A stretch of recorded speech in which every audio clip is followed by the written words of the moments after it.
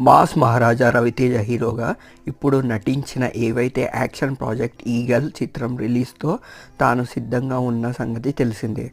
మరి ఈ చిత్రం తర్వాత మళ్ళీ తన మాస్ రీయూనియన్ దర్శకుడు హరీష్ శంకర్తో మరో ప్రాజెక్ట్ని అనౌన్స్ చేయడంతో దానిపై సాలిడ్ హైప్ అయితే సెట్ అయ్యింది.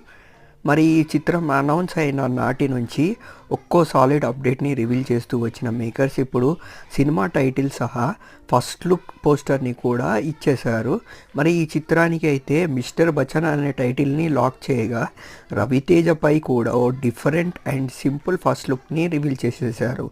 ఓ స్కూటర్ నడుపుకుంటూ తాను వస్తుండగా బ్యాక్గ్రౌండ్లో అమితాబ్ లోగో కనిపిస్తుంది. దీనితో ఈ ఫస్ట్ లుక్ ఇంప్రెసివ్గా ఉందని చెప్పాలి.